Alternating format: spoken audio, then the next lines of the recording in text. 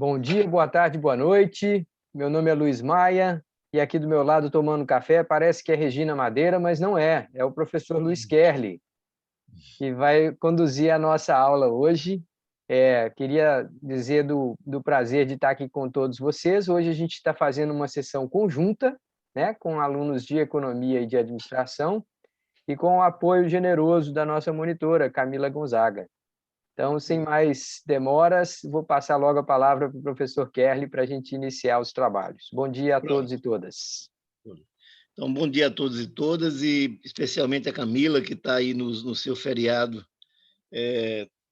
nos ajudando aqui fazendo esse trabalho de monitoria muito bem feito. Obrigado, Camila, e obrigado a todos que estão conosco aqui na aula. Beleza. Então, veja, eu pus novamente esse vídeo da empresa como uma função de produção, porque eu queria só rememorar alguns pontos aqui antes de ir para as últimas telas, que são para estudar o equilíbrio de uma empresa na concorrência perfeita, ok? Então, veja, nesse PowerPoint, eu chamaria muito a atenção de uma maneira passando muito genérico, muito rapidamente, chamaria a atenção da questão dos modelos, dos modelos em economia, aquela discussão sobre que modelo era uma simplificação da realidade. Depois, essa coisa de que a gente tem os modelos, o modelo de concorrência perfeita, aqueles pressupostos de empresa tomadora de preço, perfeita mobilidade dos fatores de produção, informação perfeita, e aquela hipótese extraordinária de que os bens são substitutos perfeitos. Sem isso, o modelo não roda. Luiz Maia ainda gosta de acrescentar mais uma, que existe uma quantidade enorme de produtores e consumidores e tal, que nenhum, claro, isso gera a condição de que as empresas são tomadoras de preço e não podem fazer preço. Ok. Chamamos a atenção para as ideias de custo de oportunidade. Custo de oportunidade como custo da melhor alternativa que você perdeu. Então, hoje, essa aula está com custo de oportunidade muito mais alto, porque está um custo de oportunidade do seu tempo no feriado. Então, provavelmente, o seu custo de oportunidade ficou maior, porque você teria mais alternativas hoje pelo fato de ser feriado. Então, você seguramente está pagando um preço mais alto por essa aula de hoje do que pagou na anterior. Anterior, você estava lá num dia de trabalho. Hoje, você está usando o seu tempo de feriado. Então, se lembrar dessa ideia de custo-oportunidade, se lembrar disso aplicado a um apartamento, que o apartamento ser próprio ou não ser próprio, de toda mora você tem um custo de oportunidade. A gente vai aplicar isso na empresa, no nosso exercício. A diferença entre custo econômico e contábil, aquela coisa que um inclui os custos de oportunidade e o outro não.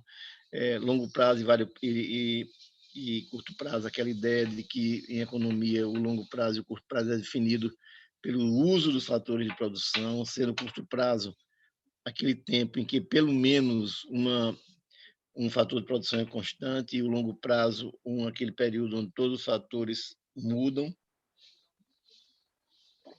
variável estoque e variável fluxo, porque é fundamental para a gente entender que todo custo é uma variável fluxo, não tem sentido medido num espaço de tempo. Beleza, isso aqui vamos em frente. Pronto, uma função de produção é escrita como uma função matemática, função no nosso caso, de LK, labor e capital, trabalho e capital, mas que a gente pode estender, né? A função de produção pode depender de trabalho, capital, propaganda, quantos fatores de produção você queira pôr na sua função. Para o que nós queremos aprender, essa funçãozinha simples aí, com 2 fatores de produção, ensina tudo o que a gente precisa aprender. Depois você pode ir para um modelo mais ampliado. Pronto. Aí então o cérebro gráfico de uma função de produção no curto prazo, onde você está ligando quantidade produzida pela empresa com o número de trabalhadores contratados, e está vendo essa característica de que é uma função côncava, no sentido que convexa, no sentido que você... Aliás, quem gosta desse negócio de côncavo e convexo é Roberto Carlos. Então, a gente só tem que ter a ideia clara de que a primeira derivada é positiva, mas que a segunda derivada é negativa, significando que a função está crescendo, mas está crescendo a taxas de crescimento decrescente, é melhor falar assim. Bom, aí nós tivemos aquela curva do custo total, e essa curva especial aqui, que é o custo fixo, total fixo. Lembrar que o custo total fixo é sempre constante, né? Enquanto que o custo variável não, claro, vai depender da quantidade produzida. Aqui, ó, a curva de custo total é simplesmente a soma das duas, quer dizer, começa daqui e, né, vai, e na verdade repete essa curva a partir daqui, porque essa daqui é sempre a soma das duas. Ok. Se lembrar, por isso que eu pus de novo ela aqui para acentuar o fato de que ela é um custo que depende da quantidade produzida, mas o custo variável médio, não, o custo variável médio, você vê na função, à medida que cresce a quantidade, o custo variável vai decrescendo. Quanto maior a quantidade produzida, menor o custo variável médio, quanto menor, o maior o custo variável médio. Ok. É claro que isso não é para ninguém aprender, que ninguém pode aprender nessa velocidade. A gente está somente revendo, porque tem que chegar naquelas questões do final. Beleza? O nosso custo variável médio, que a gente sabe que é formado por uma visão de que a produtividade da média do trabalho também é decrescente, de modo que uma função é meramente o inverso da outra, né? Beleza. Pronto. Aí, aquele problema que nós já resolvemos, vocês resolveram, nós resolvemos em classe, eu passei aquele outro exercício que nós vamos voltar a ele hoje. Beleza? Aqui o ponto já você incluir na ideia as curvas juntas, né? Vendo que à medida que a produção aumenta, o custo variável médio vai chegando próximo do custo total médio, tudo isso no curto prazo. Beleza? Por quê? Porque o custo fixo médio está ficando muito pequeno. Se o custo total é custo variável mais o custo fixo está ficando cada vez menor, significa dizer que o custo total está ficando cada vez mais próximo do custo variável. Claro, se você diz que uma coisa é a soma de duas, A é igual a B mais C, à medida que C vai ficando pequeno, é porque B está ficando grande, não tem para onde correr. Isso até meu neto Arthur sabe fácil. Bom, aqui a gente tem introduzimos a ideia de custo marginal, o custo que seria a derivada do custo em relação à quantidade produzida, mas de uma maneira mais simples, o custo da unidade, da última unidade produzida. Aqui, a ideia de receita marginal fundamental, que no modelo de concorrência perfeita, as empresas são tomadoras de preço e que, portanto, o preço está dado. E como o preço está dado, a receita marginal fica sempre igual ao preço. Por quê? Porque você pode vender a quantidade que você produz. É diferente do mercado de concorrência imperfeita, onde para vender mais a empresa teria que baixar o preço. Ok? Uma coisa fundamental. Pronto, aqui eu acho que começa, a gente pode ir com mais vagar. Aqui a gente tem uma curva de custo marginal, uma curva de receita marginal, vocês estão vendo bem traçadinha, bonitinha aí, e a quantidade produzida. Claro, a empresa produz onde a receita marginal seja igual ao custo marginal. O racionamento, o arrazoado, a justificativa seria se você está produzindo menos do que significa dizer que você está perdendo a oportunidade de ganhar dinheiro, porque nesse ponto aqui, o custo de produzir mais unidade é menor do que a receita. Então, você tem que produzir. Quando você tem a direita daqui, não há o que fazer. O seu custo de produzir já está maior do que a receita. Então, você só se equilibra aqui onde o custo marginal O se Pierre, iguala. deixa eu Pois não, Luiz? fazer dois comentáriozinhos Ah, rápidos. sim. Pois Eu não. gosto muito de pensar nessa receita marginal aí, essa reta da receita marginal, lembrando que se a gente tem um número muito grande de concorrentes no mercado, uma empresa produzir 2, 3, 4 unidades a mais não altera a escala do que está sendo ofertado no mercado. Então, as pessoas, o coletivo em geral, não percebe aquilo como um aumento de oferta que geraria qualquer mudança no preço. Então, tem essa ideia de a empresa ser pequenininha demais para afetar o preço, digamos, individualmente, né? E uma outra coisa que eu gosto muito de falar é que quando a gente compara essa curva de custo marginal e curva de receita marginal, a gente fala assim, ó, O melhor ponto para a empresa ficar é onde essas duas curvas se encontram. E para mostrar isso, o que a gente usa é um artifício muito importante na economia e nas ciências em geral, que é o suponha que não. Então, Suponho que não. suponha que não. Suponha que a empresa escolhe um ponto além desse QT. Ora, se eu partir de um ponto aqui um pouco além, eu vou ver que o custo na margem, ou seja, o custo para produzir uma unidade a mais, é superior ao ganho na margem, ao ganho que eu tenho em vendendo aquela unidade. Então, é melhor eu reduzir, eu já passei da conta. Continua no suponha que não. Vem para cá, para a esquerda. À esquerda desse ponto, o ganho em produzir a próxima unidade é maior do que o custo de produzir a próxima unidade. Opa, então eu estou indo na direção certa. Se além daquele ponto é melhor voltar, e se aquém daquele ponto é melhor adiantar, então a gente acaba convergindo, aquilo acaba sendo uma espécie de um ponto de equilíbrio, não é isso? Sim, eu acho que o argumento é esse mesmo. É chamado raciocinar por absurdo, né? Você também suponha que você está na esquerda, você não maximiza. Você está na direita de Q, você também não maximiza. Então, só tem um ponto de máximo, que é o ponto, esse ponto Q que está determinado aí. Você chega, é fácil, acho que a gente não vai fazer, mas é fácil provar por absurdo também que não existe outro ponto. Porque se existisse um ponto aqui à direita, digamos, esse ponto aqui teria custo maior do que receita. Se tivesse um custo à esquerda, você teria, né, o contrário, receita maior do que o custo. Então, qualquer ponto desse não poderia ser um ponto de mínimo. Beleza, Luiz, vamos seguindo. Então, agora, o que é importante também de considerar aqui é que alguém poderia dizer, bom, acabou o nosso problema, a gente não estava querendo definir qual era a quantidade produzida pela empresa, era. A gente já tem um critério, tem. Então, eu tenho minha empresa para tomar conta, eu só vou me cuidar do custo marginal dela, porque com o custo marginal, eu tendo a curva de custo marginal, eu sei quanto é que eu devo produzir. O mercado me dá o preço, não tem problema nenhum. Só que tem parabéns para você, você sabe realmente quanto produzir, mas tem um problema sério. Qual foi o desempenho da sua empresa? Ganhou ou perdeu dinheiro? É por isso que a gente tem que dar esse passo adiante. Quer dizer, aqui eu determinei a quantidade produzida, sim, mas seu objetivo não é somente saber quanto você vai produzir, você quer saber como é que você se foi, né, nessa história, se você ganhou dinheiro, se você perdeu dinheiro. Então, para isso, a gente tem que dar o passo adiante. E qual é o passo adiante que eu tenho que ver? Ver quanto é que foram meus custos totais, né?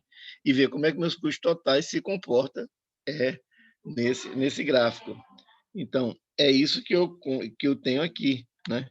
Quando eu considero agora o meu custo total, eu tenho uma situação de que eu posso, além de saber a quantidade que eu vou produzir, que é dada sempre, sempre, sempre será pela minha curva de custo marginal e receita marginal, está muito bem, isso aqui está muito bem, mas eu preciso saber, vou pôr aqui uma curva de custo. Pronto, está aqui a curva de custo. Porque custo também é uma relação entre quantidade, né, e preço. Se lembra que tudo isso está referido a uma unidade de tempo, que tudo isso é variável fluxo, ok?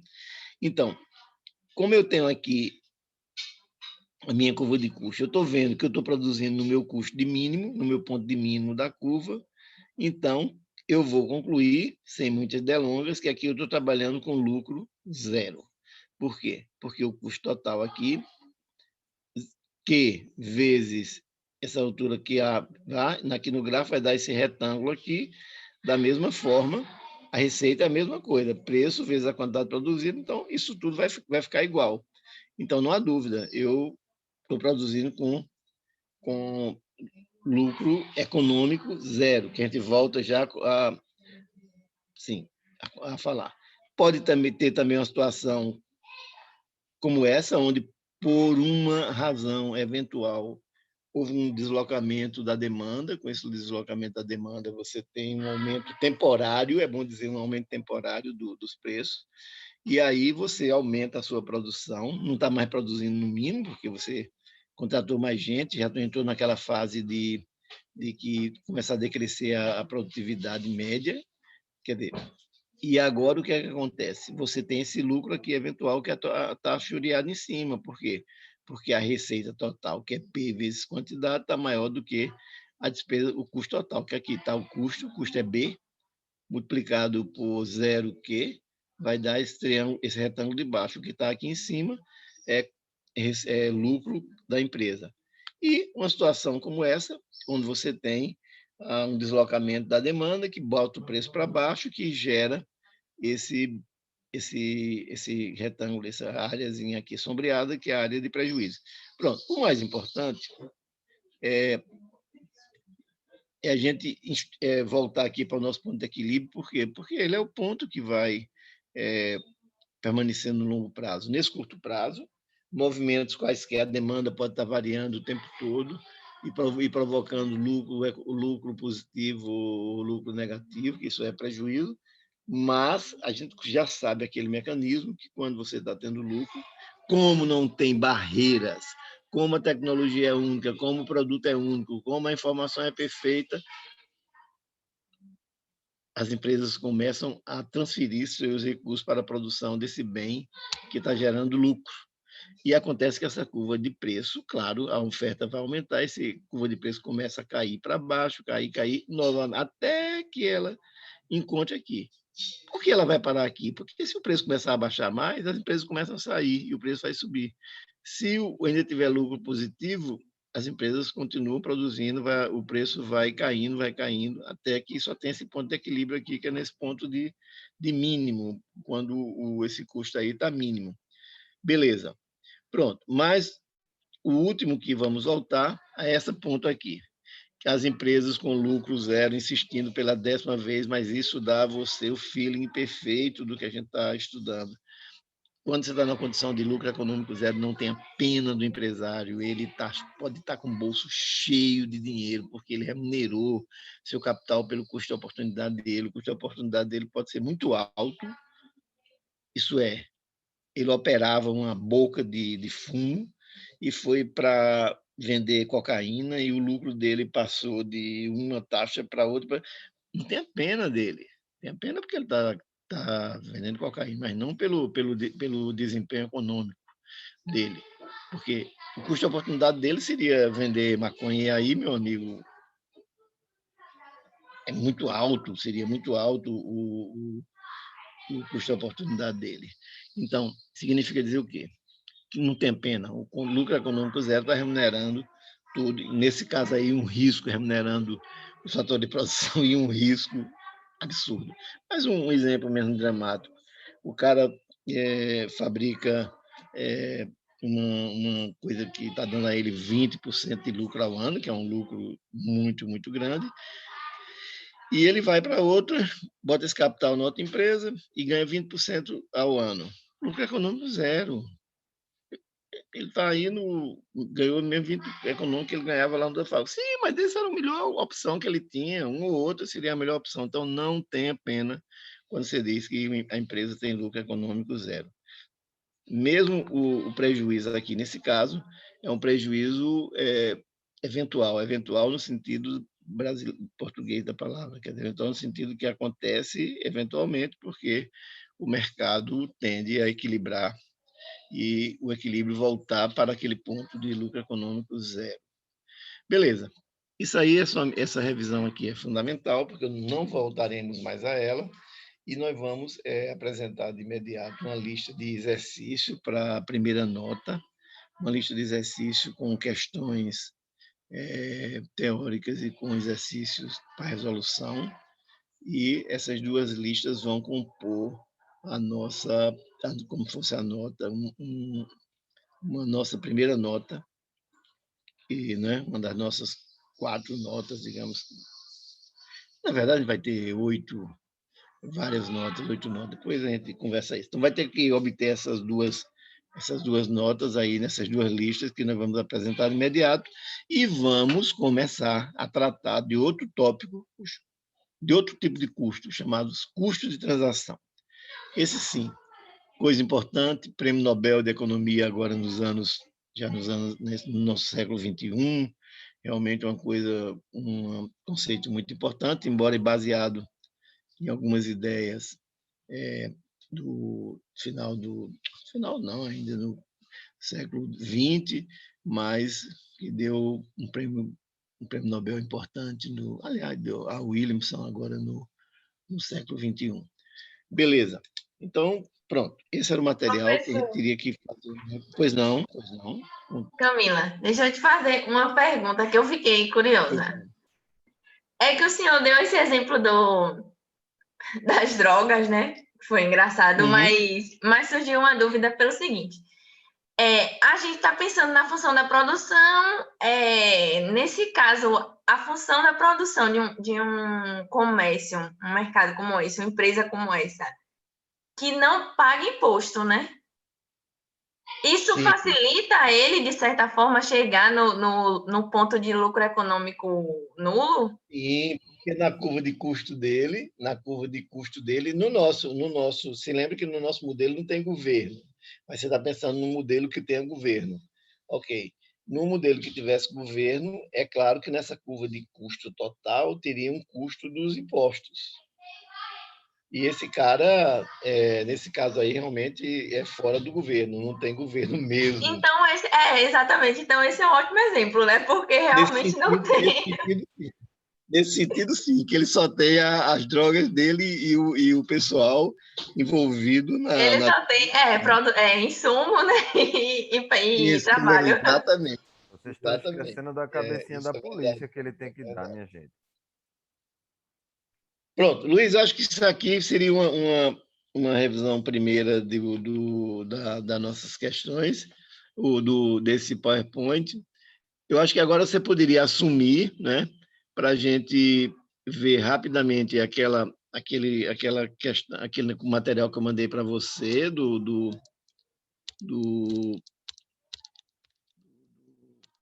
também eu poderia ver isso aqui no Word, que foi o material que eu lhe mandei. E depois, aí não tem jeito, você é o único dentre nós que não que sabe trabalhar com essa divisão. E Camila sabe a razão, né, Camila? Porque a gente não sabe. Teve um cara que disse que ia ficar com a gente no sábado. E tá lembrado, Camila? Sim, não é? Nós Esse perdemos aí o nosso tutorial. cara enganou a gente, foi, Camila? Verdade, verdade. Verdade, pronto. Mas vamos deixar para lá, para que ele não está presente, né? Para a gente não falar mal.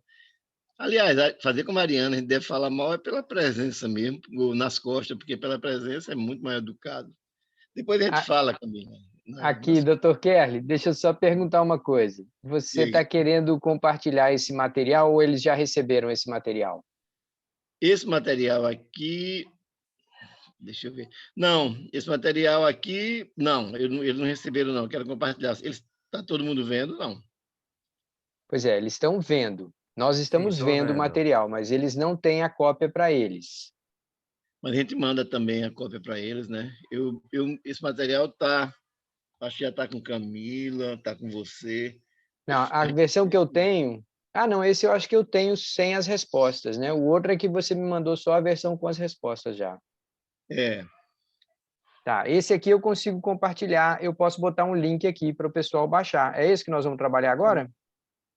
Essa questão, essa lista e depois a resolução do problema. E tá bom por hoje. Tá, deixa eu só confirmar aqui que é... Da sala. Tá, deixa eu só colocar o link aqui para eles. Tá. 2 minutinhos, nem 2 minutinhos, um Professor, minutinho. só uma dúvida, essa lista já é valendo nota ou é apenas exercício? Não, a gente vai resolver aqui, é só para você ver o exemplo de questão que a gente vai resolver na lista. Entendi, tá E joia. prestar toda a atenção na resolução do problema, que a gente vai dividir em sala de aula, é por isso que a gente está no Zoom, vamos dividir vocês em salas. Não sei quantos tem, Luiz? Temos 15, dá para dividir em 3 salas de 5. Salas, boas salas, 3 salas de 5. O que você acha? E vamos, acho ótimo. Tá, então vamos lá, gente. A primeira coisa é vocês acessarem pelo chat o link que eu acabei de colocar agora. E aí vocês vão baixar esse arquivo com as questões, tá? Eu vou dar um minutinho para ter certeza de que todo mundo conseguiu baixar. Vou pedir para confirmarem aí pelo chat que conseguiram baixar o arquivo, conseguiram abrir direitinho. E aí, em seguida, eu vou apertar um botãozinho aqui e vou dividi-los aleatoriamente em 3 salas de 5 participantes, mais ou menos, porque às vezes um entra, o outro sai, mais ou menos 5 participantes. Como é que isso vai acontecer? Na hora que eu acionar aqui o botão, vai aparecer para você, na sua tela, uma mensagem assim: junte-se à sala tal, junte-se à sala tal. E aí você confirma, aí você vai ser separado lá para aquela sala. Quando você for para aquela sala, o tempo que você vai estar naquela sala está pré-definido. Nós vamos colocar o quê? 20 minutos, Kelly, para essas 10 questões? Essas 10 questões simples, eu acho que a gente não devia dar mais do que 15 minutos. É só para, né? Tá. 15 minutos para fazer isso, tá bom, porque o resto do tempo a gente usa para a resolução do exercício. Tá, então eu vou colocar 18 minutos, porque dá uns minutinhos a mais para eles se organizarem ali, tá? Tá bom. Aí, deixa eu confirmar pelo chat aqui, ou pelo microfone, que vocês todos conseguiram clicar nesse link e ter lá a opção para baixar o arquivo, para você mesmo poder ver os exercícios na sua tela individual. Confirmem para mim, por favor. Deu Sim, certo, professor. professor, já baixei. Tá, beleza. Todo mundo já tem essas cópias, né? Tá, então eu vou acionar aqui aquilo que eu falei, que é a opção de breakout rooms, né, de subsalas. Nós vamos colocar 3 salas e vamos... também o Lucas está confirmando que conseguiu. Aleatoriamente, tá? Obviamente, Camila, Luiz Kerli e eu não precisamos nos unir a nenhum desses grupos, mas se quiser também pode ir, mas... Não, a gente precisa olhar todos eles. Eu vou colocar 18 minutos e lembrando a todos vocês que na hora que estiver faltando 2 minutos, ele vai começar uma contagem regressiva lá para vocês, tá? E aí vocês têm que estar atentos, porque de repente vai ser trazido todo mundo de volta aqui para a Assembleia Geral. Então, a partir desse momento vai aparecer aí na tela de vocês a opção de se juntar a um dos subgrupos, tá ok? Vocês podem aceitar essa opção e vocês vão ser conduzidos para aquelas subsalas.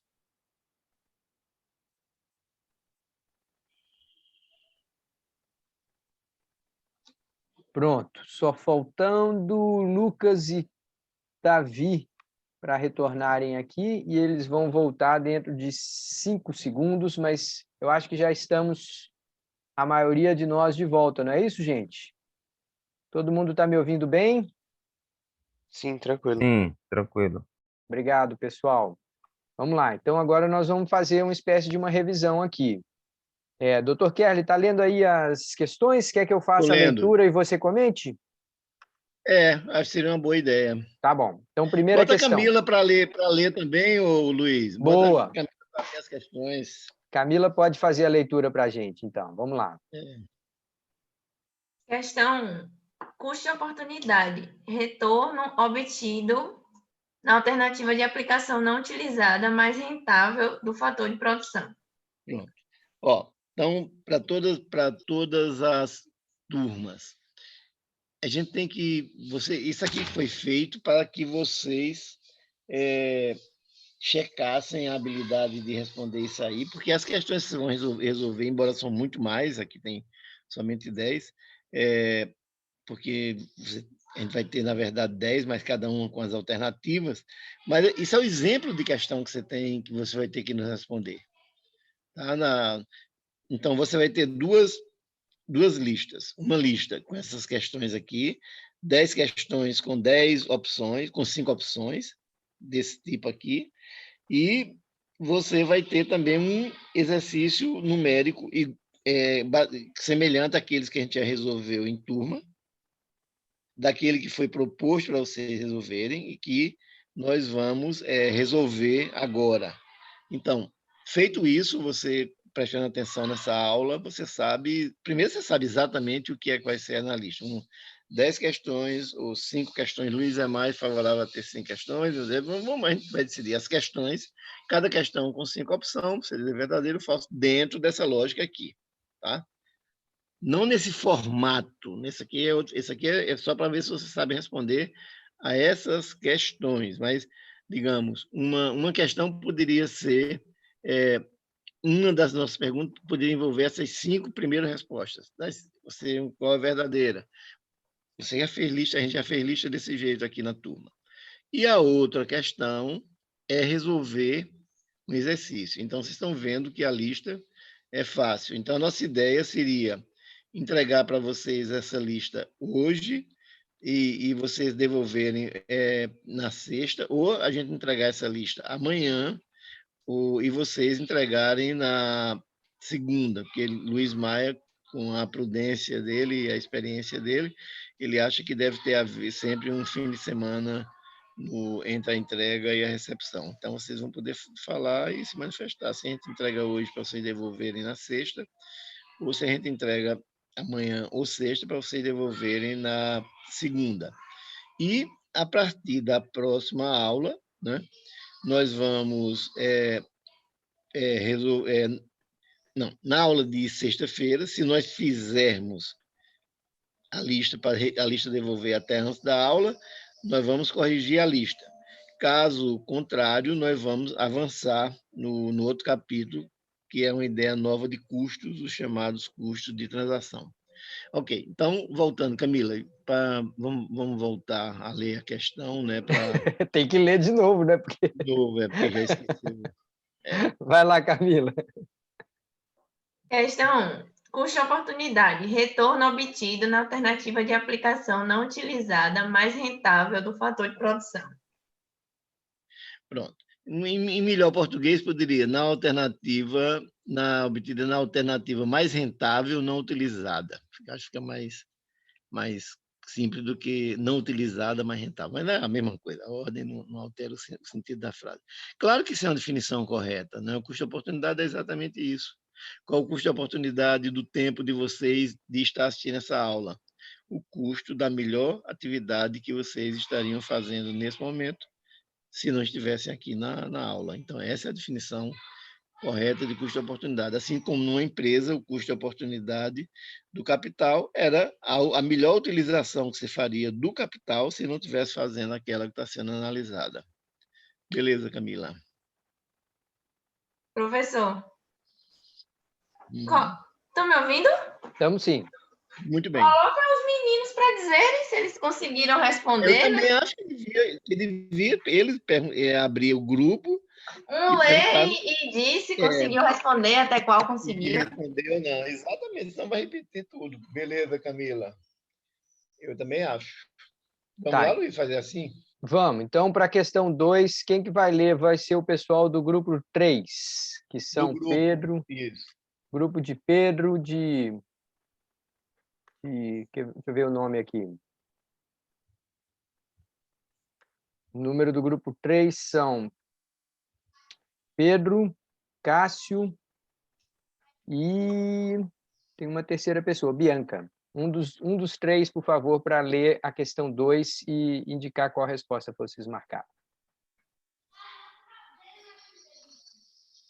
Bem, eu posso ler. A resposta eu só não tenho muita certeza. Tudo bem, não tem problema não. Aqui certo? A gente está todo mundo brincando e aprendendo junto.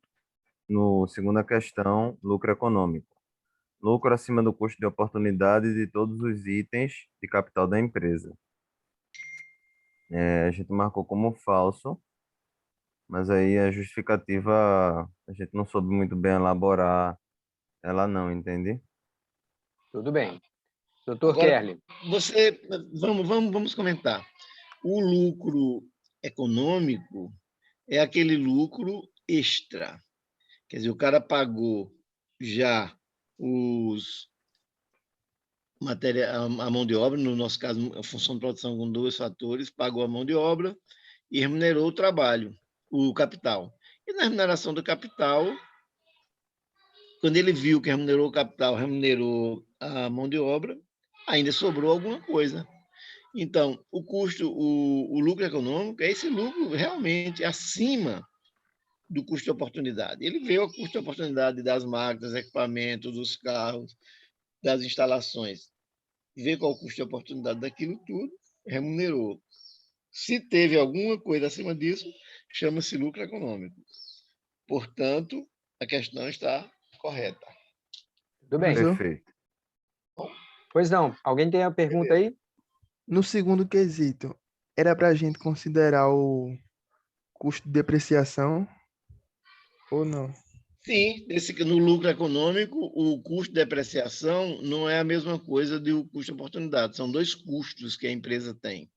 Beleza, isso é que são perguntas que vão amadurecendo, que vão aclarando os erros, os enganos. É isso que vai aclarando o entendimento. Então, quando eu estou falando aqui custo de oportunidade, a gente tem que separar que o custo total, quer dizer, o custo do capital, inclui duas vertentes. Uma, o R1, que está naquela fórmula, o R1, que é o Rzinho, que é R1, R2, R3, depende de quantas unidades de capital você tem. Então, qual é o custo? Esse custo de oportunidade mais o custo da depreciação. Então, o custo de oportunidade é uma coisa, o custo da depreciação é outra coisa. Somado os dois, é o custo do capital total. Então, a gente está se referindo aqui somente o lucro econômico, é aquele que passa todos o capital. Mas, na verdade, foi uma pergunta extraordinária, porque, na verdade, eu devia estar até dito que o lucro econômico é o lucro que passa o custo de oportunidade, no caso, e mais o custo da depreciação do capital. Bela intervenção sua. Quer dizer, a gente já sabe que existe também o custo da depreciação, então melhor seria dizer o custo total do capital. É melhor ter claro aí o custo total do capital, quer dizer, o custo de oportunidade e o custo da depreciação. Isso aqui é uma medida do lucro econômico. Deixa eu ajudar. Deixa eu ajudar com essa questão, Kerli. Só assim, imagine que a gente tem custo. A nossa empresa aqui, hipotética, ela é muito simplesinha. Ela é capital e trabalho, né? Geralmente, se só tem esses dois custos aqui. Então, a melhor maneira de pensar em custo de depreciação aqui é como sendo parte do valor que você paga no aluguel da máquina. Então, imagine que você tem uma empresa que você aluga a máquina, é o seu custo de capital, e você paga o salário do funcionário, é o seu custo de trabalho.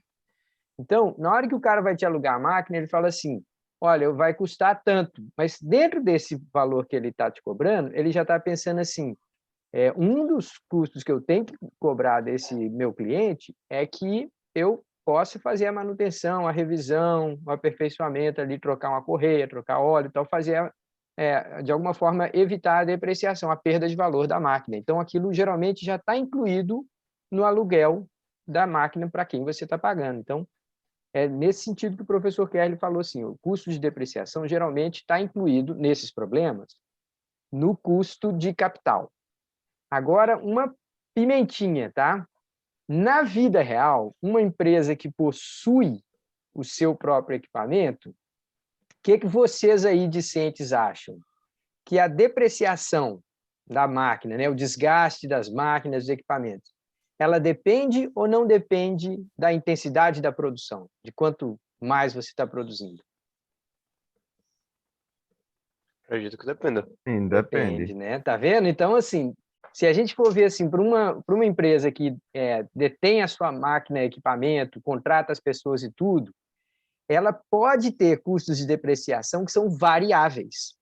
Mas no nosso exemplo aqui, bem simples, né? A gente só tem capital e só tem trabalho e tal, e a gente tenta simplificar ao máximo para poder ter um problema mais fácil de ser compreendido. Na nossa questão hipotética aqui, a gente está embutindo o custo de depreciação como sendo parte do acordo de pagamento pelo capital.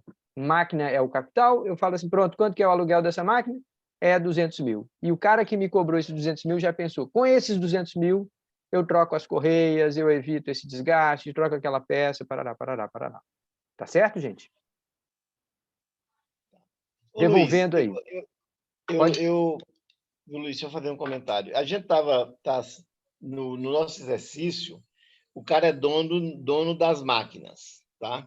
A empresa tem máquinas, tem equipamentos, e tem as instalações, edificações. Então, no nosso modelo, a gente tem a empresa dona da máquina, ela comprou máquinas, adquiriu máquinas, digamos, com um capital que ela tomou a 10%, deixou de usar essas máquinas onde ela poderia obter 10%. Então, eu gostei da pergunta dele, o seguinte, porque ele perguntou, o lucro econômico está considerando, porque a gente está falando aqui somente no custo de oportunidade, mas não. Quando eu falo lucro econômico, é aquele lucro que compensa todos os gastos do capital. E o capital gasta tanto porque tem o custo de oportunidade dele, porque você deixou de ganhar com esse capital em outro lugar, quanto com a depreciação, porque aquilo depreciou-se durante o período de uso. Acho que a gente deveria deixar de fora um pouco essa discussão mais sofisticada de que o próprio custo de depreciação poderia, a rigor, ser variável. Mas porque, na verdade, também as empresas gostam de olhar para para a depreciação, na prática, como fixa. Diz assim, esse equipamento dura 5 anos, ele dura 5 anos, e, digamos, a cada ano ele perde 20% do valor, e aí, digamos, essa depreciação se torna um valor fixo. Mas é para isso que serve esse tipo de aula, para a gente abrir essa discussão. Beleza. Excelente. Agora vamos colocar alguém do grupo 2 para responder a questão, para ler e responder a questão 3. No grupo 2 a gente tem Davi, Carlos, Lucas, Natália e Paulo. Quem vai se voluntariar aí?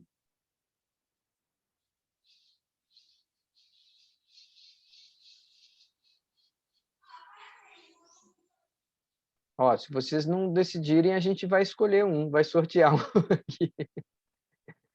Vamos lá, gente. Questão 3. Rapidinho, não tem problema errar, não. Aqui ninguém está tá passando por teste, não é inquisição isso aqui, não.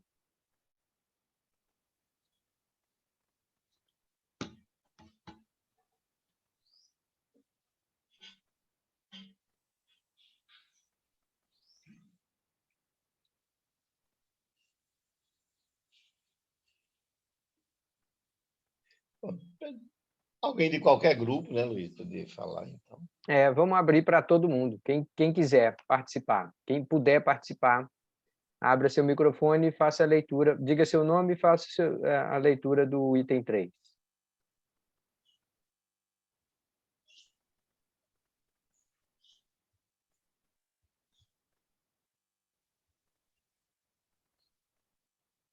Não, então não vai dar, não. Sobrou para Camila. Camila, vai tu mesmo. A turma deve estar com muito barulho em casa, deve estar com vergonha de abrir o microfone. Tá certo. Preço do capital da empresa. Média dos custos de oportunidade dos ativos de capital empregados pela empresa, ponderada pelo valor de cada tipo de ativo. Isso, exatamente isso. O preço do capital é aquela média ponderada do R1, K1 mais R2, K2 mais R3, K3 dividido por K1 mais K2 mais K3, quer dizer, uma média ponderada. E se você incluir a depressão, R1, abre parênteses, R1 mais K1, ou R1 mais D1, quer dizer, capital, oportunidade de capital mais depreciação vezes K1, R2 mais D2 vezes K2, R3 mais D3 vezes K3, dividido por K1 mais K2 mais K3. Então, é isso mesmo, o preço capital da empresa, R, é a média do custo de oportunidade dos ativos de capital empregado. Como o rapaz falou inteligentemente, na verdade, é a média do custo de oportunidade e de depreciação. Ok, se você incluir a depreciação, custo de oportunidade e depreciação, como a gente acabou de incluir, dividido pelo volume total de capital, que é K1 mais K2 mais K3. Isso vai dar a média ponderada. Exatamente isso. Ótimo. Eu vou adicionar aqui um comentário, viu, Kerly? Que tanto eu e você, a gente, por muitos anos, já lecionou para MBA, né, para formação executiva. E a gente, nesses cursos, ensinando a executivos, gerentes, diretores de empresa, a gente bate muito na tecla de que uma empresa precisa conhecer o seu custo médio ponderado do capital. Quanto que ela está pagando para cada um dos empréstimos, eventualmente, que estão financiando a operação da empresa, e quanto que ela espera entregar para o sócio, né? Isso também, o dinheiro do sócio, que são proprietários, né, puseram dinheiro na empresa, eles têm uma expectativa de retorno também. A empresa tem que trabalhar com custo médio ponderado. Então, isso não é uma questão de livro-texto, não, tá, gente? Isso aqui é na vida real, se faz mesmo, tá bom? Vamos para o quarto. Camila, A quarto curva item. de custo marginal corta a curva de custo fixo médio no ponto de mínimo. Abre uma sala aí para alguém falar. Se alguém quer, pergunta primeiro se alguém quer falar na alguma sala. Dá um minuto. Não. Ok, a curva de. Você olha lá no gráfico, né? Você olha lá no gráfico que a curva de custo marginal não corta a curva de custo fixo médio no ponto de mínimo. Corta a curva de custo variável médio, né, professor? De custo fixo, de custo total médio, isso. Ela corta aquela curva de custo total médio no ponto de mínimo, mas não a curva de custo fixo médio. Beleza, pela participação, é isso Deixa eu mesmo. só tirar uma dúvida. Esse no ponto de mínimo que vocês estão, que tem nas questões é no ponto mínimo do gráfico mesmo, né? Lá na depressão do gráfico, não é isso? Isso, no ponto mínimo, exatamente. No ponto Entendi. mais baixo Beleza. do gráfico, Sim. ponto mais baixo, é onde ela passa, ela corta no ponto de equilíbrio. Quando né? Isso mesmo. Vamos para a questão 5? Vamos. 5. Tá aí, Camila. Curva de custo marginal corta a curva de custo variável médio no ponto de mínimo. Pronto, isso foi o que a gente já viu na questão anterior. Beleza, exatamente, já foi dito. Vamos para o 6. 6. Longo prazo. Tempo em que pelo menos um fator de produção é fixo. Pronto. Alguém tem que se manifestar aí nas turmas. O nosso tempo, isso aí é longo prazo ou curto prazo? Curto prazo. Por quê? Porque longo prazo é quando altera os dois fatores de produção. Isso, todos os fatores de produção. Beleza, exatamente isso. Beleza. Então, estamos progredindo. Já sabe o que é longo prazo e curto prazo para uma empresa. Variável fluxo. Está correto ou não? Tá correto. Por quê? O que é que é uma. Quem é que é medido num ponto do tempo? É a variável estoque. Variável estoque. E os nossos custos são variável estoque ou são variável fluxo? São variáveis fluxo. Fluxo, sempre. Não faz sentido falar um custo de 10 ou um custo de 20. Só faz falar um custo de 10 por dia, um custo de 20, tal. Quando você pergunta a mensalidade da escola, a mulher diz, é 200? Não, ela diz, é 200 por mês. Quando você vai fazer a assinatura de qualquer coisa na internet, se você vai baixar, isso aí você tem que pagar tantos por mês, porque um custo só tem que ser medido num intervalo de tempo. Então, os custos das empresas também têm que ser medidos no intervalo de tempo, não é verdade? Beleza. Coisa boa, vamos em frente. Essa questão aí é um pouco chocante, mas eu pus aí para vocês irem, né, na Dr. Google. Pode ler, por favor? Alguém pode ler, algum grupo pode ler isso aí, por favor? Uma empresa com lucro econômico nulo não consegue remunerar o capital nela investido. Não, estou falando o nono. Uai, pulou o 8? Eu achei que estava no 8. no Sim, 8. não, 8, tá bom, desculpe. É que eu gosto tanto da nona que fui direto na ela. Da 8, uma empresa com lucro econômico nulo, isso, não consegue remunerar o capital nela investido. É isso? Ela consegue. Ela consegue, ela remunera o seu capital investido, né? E paga também os custos dos outros fatores de produção. Beleza, então tá tudo claro. Alguém tem dúvida no caso de que lucro econômico nulo significa dizer que aquela história não tem a pena do empresário com lucro econômico nulo, ele está remunerando o seu fator, o seu capital, tranquilamente. Agora, se ele tiver prejuízo econômico, aí o negócio está diferente, mas lucro econômico nulo está bem. E é por isso que a questão nona vem em seguida. Estudos mostram que a maioria das grandes empresas no Brasil e no mundo apresentam lucros econômicos fortemente positivos. Pronto, eu sei que ninguém pode responder essa pergunta, mas eu coloquei aí para provocar essa discussão. Parece óbvio, né, que as empresas grandes e tal têm lucro econômico muito acima do lucro econômico zero. Pois não é. Pois não é. Grande parte das empresas tem lucro econômico zero. Grande. Ou zero, que eu digo, próximo de zero. Isso é, as empresas não têm essas oportunidades de ganhar esse lucro econômico. Eu não estou falando nem no mercado de concorrência perfeita, a gente já sabe que isso acaba, mas no mercado real, a impressão que a gente tem é que a grande maioria das empresas tem lucro econômico positivo, mais exageradamente. Toda empresa, na verdade, tem lucro econômico positivo. Não, não é verdade. A maioria das empresas tem lucro econômico em torno de zero. Quer dizer, elas ganham, na verdade, o suficiente para remunerar o seu capital. O que não está nada mal, meu amigo. Ela está remunerando pelo máximo que ela pode obter, que é pelo custo de oportunidade do capital. E, então, isso aí vocês podem ver, eu acho que eu vi isso num estudo no Financial Times, eu acho que também no Valor Econômico, sobre o desempenho global das empresas, e é assim, muito, para mim foi, e é esclarecedor para os alunos, saber que as empresas, na realidade, trabalham muito próximo do lucro econômico zero. Eu incentivo fortemente a procurar na internet, no Jornal Valor Econômico, quem quiser, no Financial Times, esses dados sobre lucratividade das empresas. É muito comum, muito mais do que a gente pensa que as empresas trabalhem com lucro econômico zero. É porque a gente só vê as hipercampeãs, as que estão na frente, inovando, puxando o lucro positivo. É essas que aparecem nas manchetes, claro, são as que estão se destacando. Mas, de uma maneira geral, as empresas ficam ali morgando no lucro econômico zero.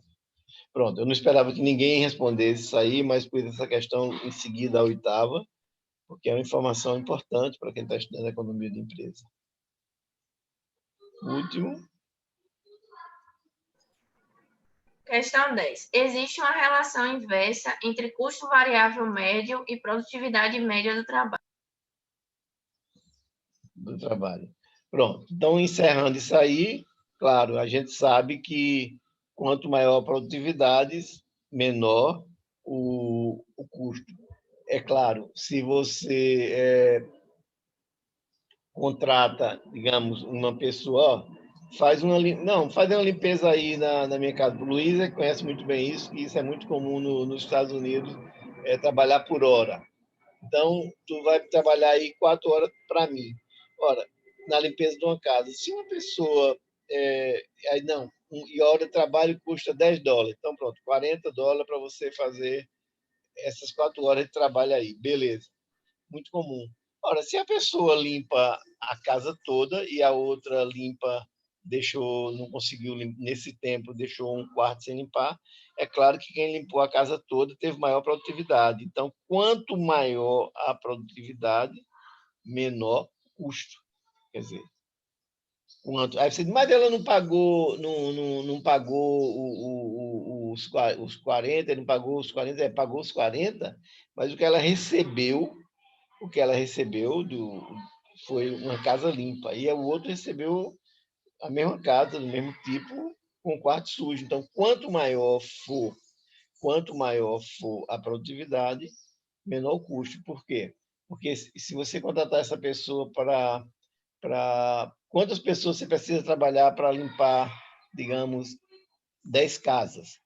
Aí você diz, depende. Se é aquela que faz a casa toda, eu sei que ela, né, 10 casas ela faz em 40 horas. Ok, mas a outra que deixa aquele quarto, talvez nas 10 casas ela faça em 50 horas, ou 45, 44 horas. Ok, então quanto for maior for a produtividade, menor é o custo. Ok, Beleza. concluímos esse então. É,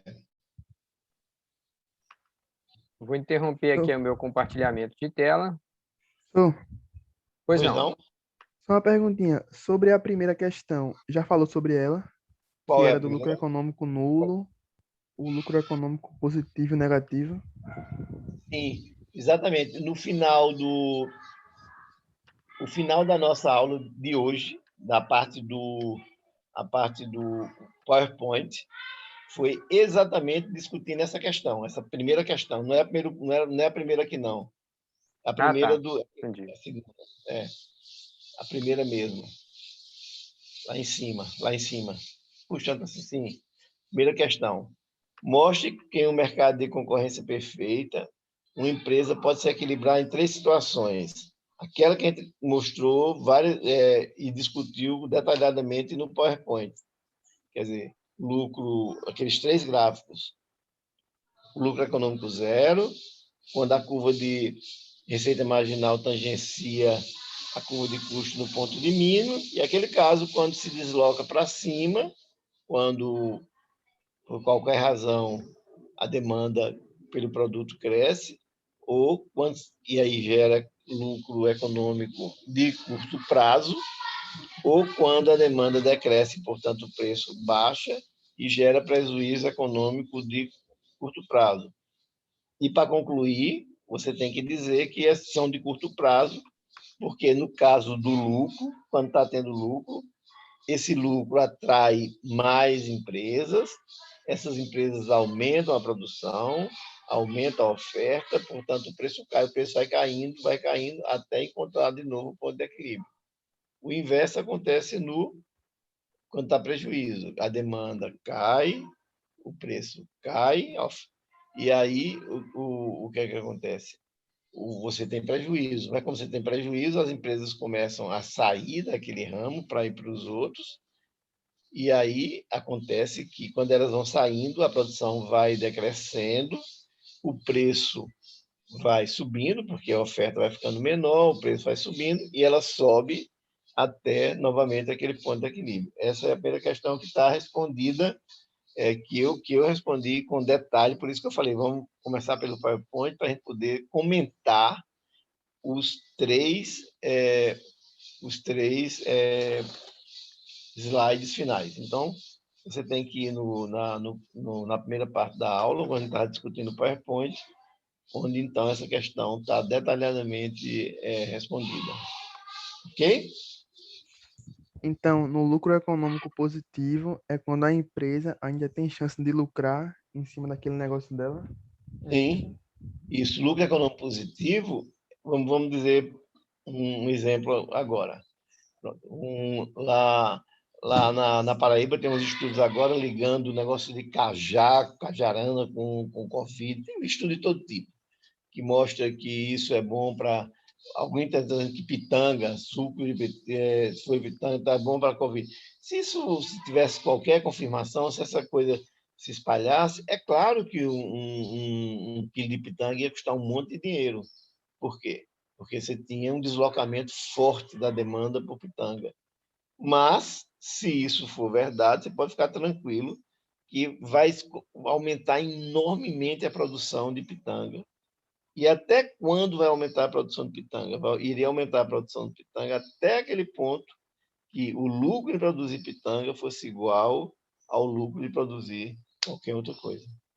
Da mesma coisa, se você começar a dizer, não quero nem bater até na madeira, que isso eu não quero que aconteça nunca, que açaí é ruim para o Covid, o que é que acontece? A demanda de açaí se retrairia enormemente. E aí o preço do açaí ia baixar. As empresas que produzem açaí iam perder dinheiro. O que é que ia acontecer? Iam começar a sair empresas produtoras de açaí, iam produzir outra coisa, a produção de açaí ia caindo, o preço do açaí ia caindo, ia caindo, e aí, quando as empresas vão saindo, a produção vai diminuindo e o preço começa a subir. O preço começa a subir. A produção caindo e o preço subindo. E subindo o quê? Subindo até novamente encontrar aquela posição de equilíbrio. Essa é a questão, Lucas.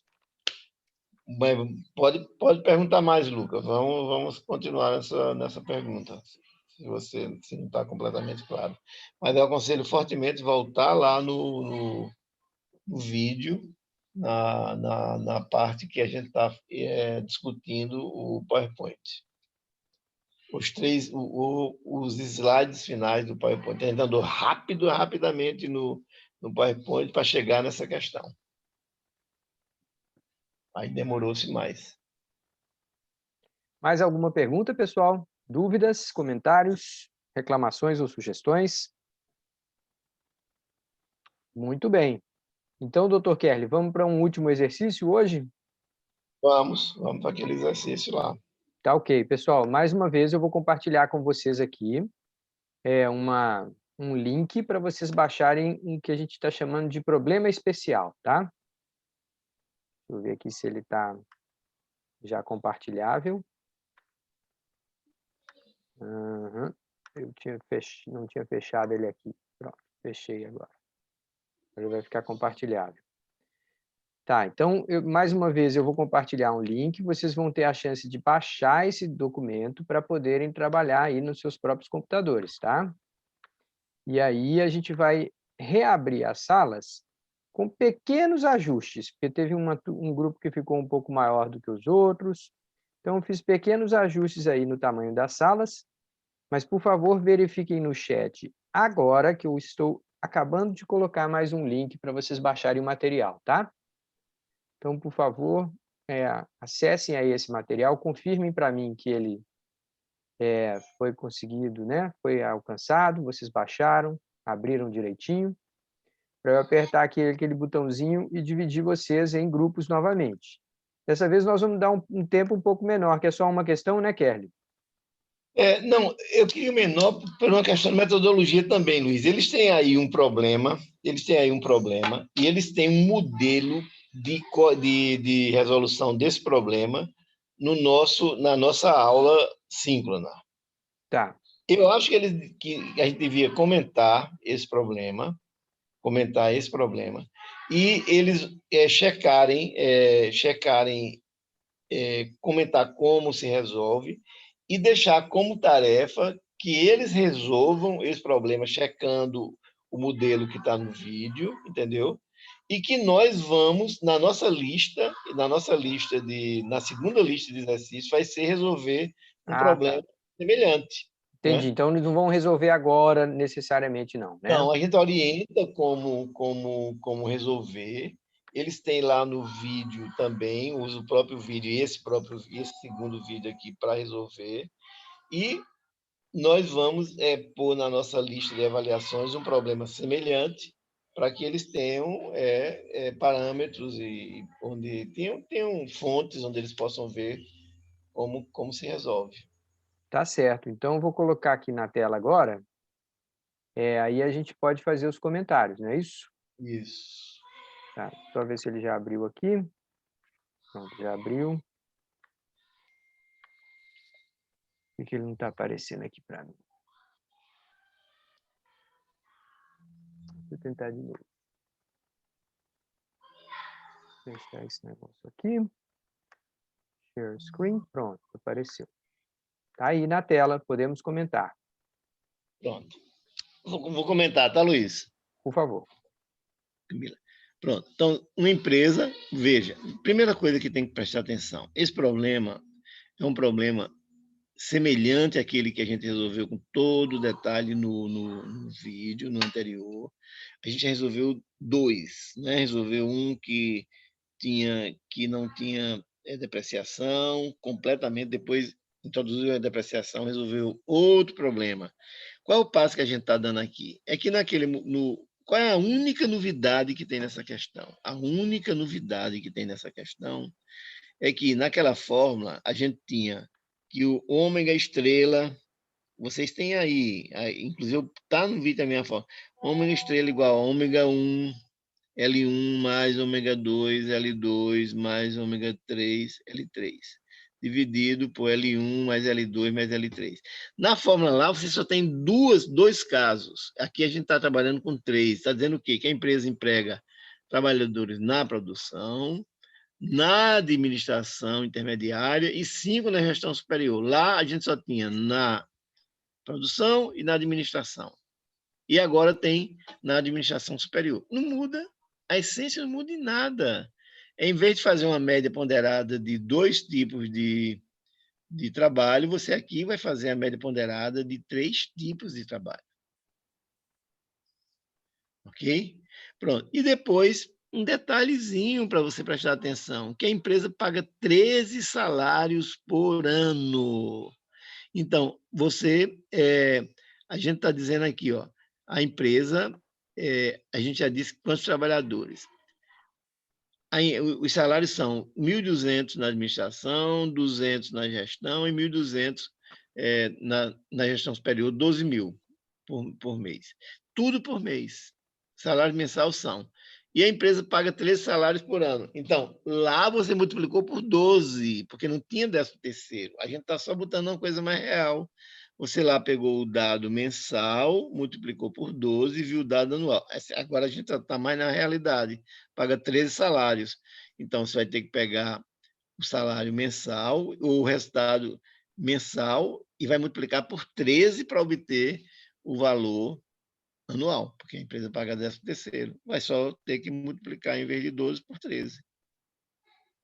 Então, do ponto de vista do custo do trabalho, do ômega, estrela, você só tem que agora botar ômega 1 L1 mais ômega 2 L2 mais ômega 3 L3, a fórmula está lá, toda detalhada, dividido por L1 mais L2 mais L3.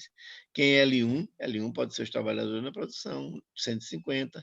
L2, 20, que é o número na administração intermediária. L3, 5, que é o número de pessoas na administração superior. Ok. E agora, os salários. Quer dizer, o que é o ômega 1 é o salário. Então, aqui, L1 é 150, L2 é 20, L3 é 5. Ômega 1 é 1.200, ômega 2 é 2.000, ômega 3 é 12.000. Quando você fizer isso aí, você obteve o salário médio mensal, que você tem que multiplicar por 13 para obter o valor anual. Pronto, vou repetir para você que tem que fazer para ir treinando isso, porque você vai precisar fazer isso no seu exercício. Então, que eu não vou poder lhe dizer como fazer. Aquilo ali vai ser você que vai me mostrar que aprendeu. Então, aqui você vai ter o L1 igual a 150, L2 igual a 20, L3 igual a 5. Ok. Ômega 1, que é o salário aqui, 1.200 na produção. Ômega 2, que é o salário na administração, 2.000. Ômega 3, que é o salário na gestão superior, 12.000. Ok.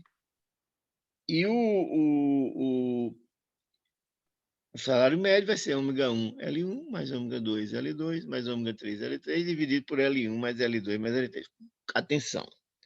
Quando acabar de fazer isso, você obteve o salário mensal. Como os outros custos estão todos anuais, vamos passar tudo para anual.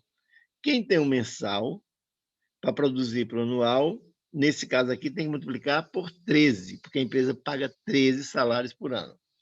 Tá bom. Acha que foi claro, Luiz, o que eu estou falando? Acho sim, acho sim. Pronto. Então, pode continuar. Então, vamos para máquinas e equipamentos. Mesma coisa. Lá, a gente só tinha máquinas e instalações. Pode subir, por gentileza, um pouquinho, Luiz? As máquinas e instalações. Subir a página um pouquinho. Subir mais. As máquinas e instalações, veja, o que é que tem? Opa, peraí, As desculpa. máquinas e instalações. A Pode ir. empresa possui máquinas e instalações no valor de 3.000. Ok. Isso aí é K1. Equipamentos no valor de 1.200.000. K2. E uma série própria que eu poderia alugar no mercado pelo valor de R$2.000. Faltou informar aqui, e eu disse a vocês, ó, em seguida que acabou a aula, eu disse, E faltou aqui informar, vamos informar aqui, né, Luiz? Pode falar. O custo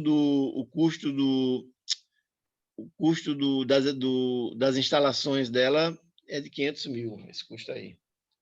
A sede, o custo dessa sede é de 500 mil. Pô, a sede vale 500 mil. Pronto, é isso.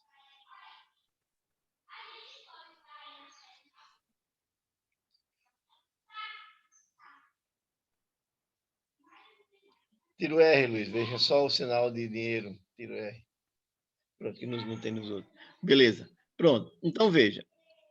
A gente sabe, aqui é ômega 1, L1 mais ômega 2, desculpe, R1 vezes K1 mais R2 vezes K2 mais R3 vezes K3. Beleza, dividido por K1 mais K2 mais K3. Igual está resolvido com detalhe nas nossas aulas e na lista de exercícios.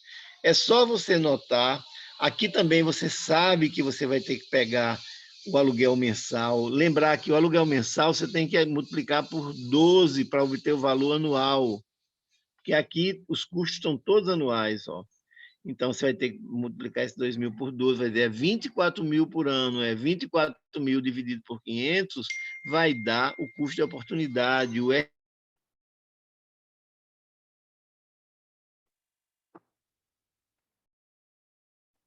de custo de oportunidade e os equipamentos 10%. E aqui, quando você divide 24 mil por 500 mil, você vai ter o valor do R1.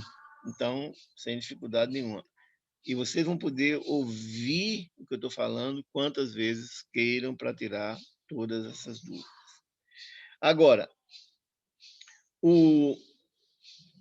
as máquinas de instalações foram financiadas com 12%. Então, R1, 12%. R2, 0,10%. R3 é igual a 24 mil dividido por 500, que é o valor de R3. Ok. Beleza. Calcular no período de um ano, eu estou fazendo isso tudo agora por ano. A gente já tem o custo do trabalho, que a gente obteve o custo médio e multiplicou por 13, porque tinha 13º, obteve o custo anual do trabalho. E aqui eu vou encontrar o custo anual do capital, que vai ser... Tem que calcular o custo médio do capital, que vai ser R1, K1, mais R2, K2, mais R3, K3, dividido por K1, mais K2, mais K3. Tá pronto aí, professor? Não. Se fizer assim, está faltando um detalhe que a gente já amadureceu essa questão. A gente já viu que as empresas, além do custo de oportunidade, tem também o custo da depreciação. Então, você tem que botar R1 mais D1, que multiplica K1. R2 mais D2 multiplicador. A forma está toda detalhada lá. R3, mas tem que voltar lá no vídeo e ver tudo direitinho. R3 mais K3 dividido por K1 mais K2 mais K3. Ok. E, professor, e os valores da depreciação? Já sabemos também. Nós já vemos como é que a gente calcula a depreciação. A depreciação é simplesmente 1 sobre o valor do tempo. Então, D1 é 1 sobre 12, o outro é 1 sobre 8 e o D3 é 1 sobre 25. Então, agora você tem tudo que você quer. Você tem R1, você tem D1. Você tem o valor do capital K1. Então, vai ser R1 mais D1 vezes K1. Você conhece R2, que está dado, que é o custo de oportunidade, que está dito lá, que é 0, mais 1 sobre o tempo daqui, que é 1 sobre 8, que é D2, ok? Vezes o valor de K2 você também tem. E aqui é a mesma coisa no valor. Você tem o R do V, você calculou, se lembra, calculou dividindo 24 mil por 500, que era o R3, mais 1 sobre 25, que é 0,04, que vai dar o D1, então, R3 mais D3 vezes K3. Qual é o valor de K3? 500 mil. Ok. O custo total, por último, você está dizendo calcular no período de um ano o custo variável, o custo fixo e o custo total. O custo variável, o custo da mão de obra. o custo fixo, o custo do capital. E o custo total, que é simplesmente você somar ambos. Eu só queria que vocês fizessem isso, trabalhassem nisso. Eu acho que não faz sentido, já é meio-dia, a gente ficar mais 1 hora sem fazendo isso. Agora, façam isso aqui, que eu estou lhe garantindo que hoje, no final da tarde, eu já mando, a gente já envia para vocês o trabalho resolvido, para que vocês chequem com os valores que vocês obtiveram. Então, eu acho que não é justo. Nós já temos 2 horas de aula no feriado, e ainda mais de final da tarde, ainda vamos enviar para você o exercício resolvido, de modo que eu acho que, na minha opinião, Luiz,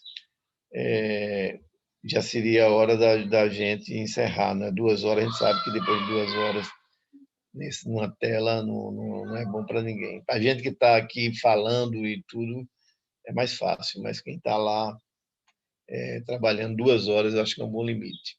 O que Legal, acha? doutor. Acho bom também. Acho bom também. Vamos, então, encerrando. Se alguém quiser fazer mais algum comentário, tirar alguma dúvida, é só importante lembrar que a gente... Muito embora na gravação apareça só o tempo da gravação, a gente tem meia hora antes de gravar, tem todo esse tempo, e os alunos estão envolvidos em tudo isso, então é muito tempo, realmente é muito tempo.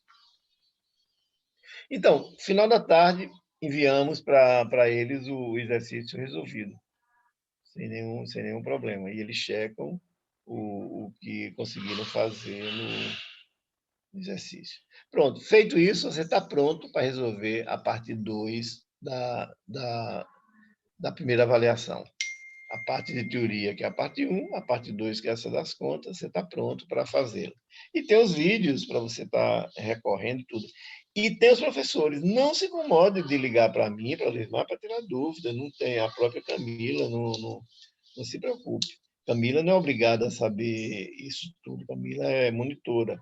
Mas Camila organiza as dúvidas e discute conosco e retorna. Não tem problema. Não tem problema. Vamos. A disponibilidade é total. Tanto é que estamos aqui nesse belo dia de sol na aula, né? Com todo gosto, afinal, não tem reclamação nenhuma disso, com todo gosto. É isso aí, pessoal. Então, se alguém tiver mais algum comentário, pergunta a fazer, senão a gente vai encerrar a gravação aqui agora. Beleza, então. Creio que não. Muito bem.